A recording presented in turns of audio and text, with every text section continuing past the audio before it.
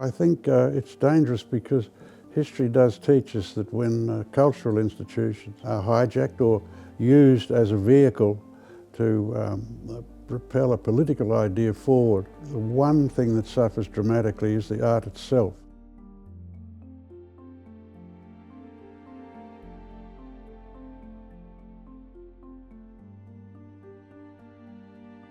Well, it's certainly a bauble, but yes, I suppose it would be. I mean, in those days it had quite a lot of prestige attached to it. It's an oddball picture, essentially.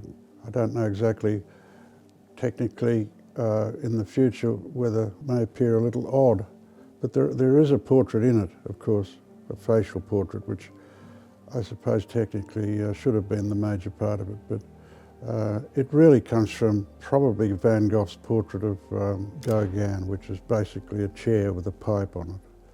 So it's the idea that a person can be well portrayed by the objects that he surrounds himself or her with. Well, I always felt that I might be an artist, but it wasn't a very good thing to suggest to one's parents in Melbourne, Australia. Well, not only knowledgeable, I mean, he also had a very good eye. He knew a lot about painting. He painted himself, so he could actually judge pictures from a technical point of view as much as anything else. And he was a great lover of painting, really. And he was a great collector, one must remember. He collected pre-Raphaelite pictures in his earlier days, and then he had a collection of Conda's work, which he liked.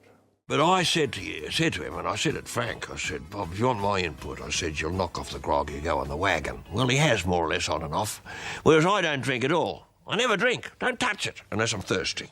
It's a little fraught because it's basically a man under serious makeup, very much like the idea of a clown, if you like. And that always runs the great risk of being a terrible cliche in a sense of the sad clown with the happy face. It's trying to be a portrait of Barry, which is very difficult because he's got his dentures in and all that makeup, and also a portrait of Les Patterson. And in the end, I don't know that I succeeded. I certainly got the idea of Les Patterson. Barry's in the background, but I once put a pair of field glasses on Les Patterson at the State Theatre, I think it was. And what I noticed was how broad the makeup was, very much like Mo Makaki, quite extraordinary.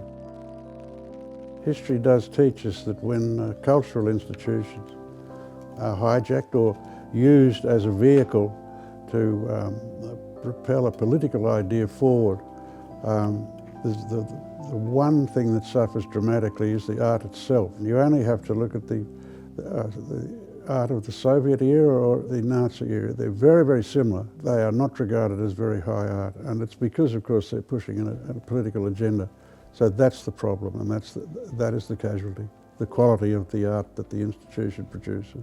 I always look forward to going to Brisbane. I mean, at the moment, that's the only gallery that I show regularly, and usually about every 3 years.